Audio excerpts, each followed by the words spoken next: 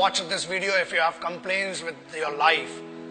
Reason ये है, comfortable जो लोग हैं प्लीज ना देखें. छोटे और कमजोर दिल वालों के लिए मैं बात ही नहीं करता हूं. See, generally now youngsters, youth or anybody in this country, especially Bharat में बड़ी शिकायतें आई हैं कि यार हमें ये नहीं मिल रहा, वो नहीं मिल रहा, हमारे पास कंफर्टेबल लाइफ नहीं है. What do you know about the problems?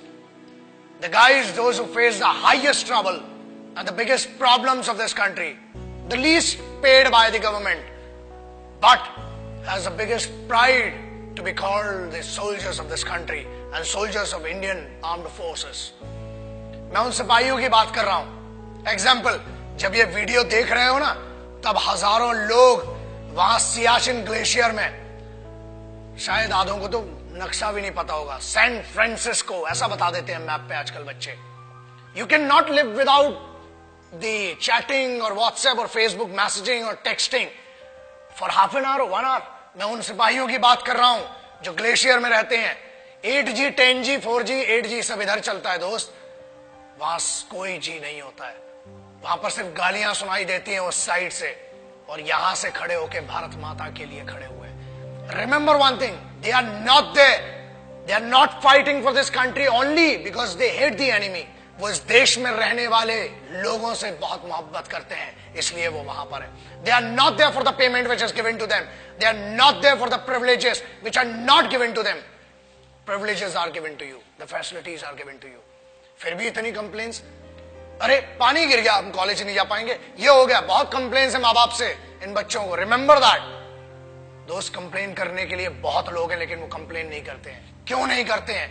Because they are fighting for this land, they are fighting for this country, they are fighting for that emotion of freedom, they are fighting for that emotion which belongs to you, which doesn't belong to them. वो एक sense of responsibility, sense of security आपको देने के लिए वो रात भर खून में खड़े हुए हैं. आप बात करते हो -50 जनरल टेम्परेचर है सियाचिन ग्लेशियर का, -50 जनरल. जब आप ये वीडियो देख रहे हैं, हजारों सिपाही आज भी अपने खून को सुखाकर वहां पर लड़ रहे हैं. They cock up their rifles, they write their last letters to their families, और उसके बाद एक दूसरे की नजरों में इसलिए देखते हैं कि मेरे यार ये नहीं पता कि कल मैं तेरे साथ बैठकर खाना खा पाऊंगा कि नहीं. बोलना तो बहुत दूर की बात सोचिए, आप सोच भी नहीं सकते किन कंडीशंस में वहां पर. And remember one thing, I'm not talking about the highest battleground of the country. I'm talking about the highest battleground in the world. This is the only place which is called the highest battleground in the world, and it is written in the history of the world wars. It is written in the history of warfares. जहां लोग श्वास नहीं ले सकते ना, लोग कहते हैं कि हमने 50 या 500 मीटर की दूरी पर या ऊंचाई पर लड़ा है. ये हजारों मीटर की ऊंचाई पर है, जहां सांस नहीं आती है, दिखाई नहीं देता है. वहां पर भी वो सिर्फ जज्बा है जो जिंदा रखता है लड़ने के लिए और इस देश की रिस्पेक्ट के लिए. किसी बेवकूफ गद्दार ने भी बीच में कुछ कहा था कि Indian army is rapist in Jammu and Kashmir. अरे बेवकूफ, फौज रेप करती है ना तो हथियारों से करती है, और होल होके तुम्हारा रेप निकलेगा. याद रखना, ये तो कॉन्स्टिट्यूशन है कि हमें फौज की आज भी एथिक्स और इज्जत है कि फौज आज भी कुत्तों को नहीं मारती, इसलिए बचे हुए हो. और याद रखना, किसी के भी खिलाफ कह लेना, मगर हिंदुस्तानी फौज, Indian army, navy and air force के बारे में बोलने के पहले 1 करोड़ बार सोचना.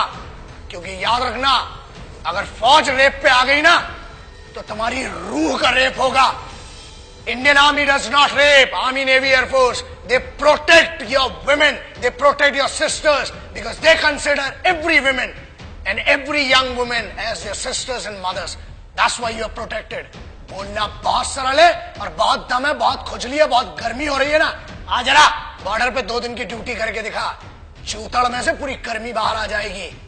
अक्टूबर 1947, देश अभी आजाद ही हुआ था कि हम पर तो जंग थोप दी गई. But who did that? Let's talk about that.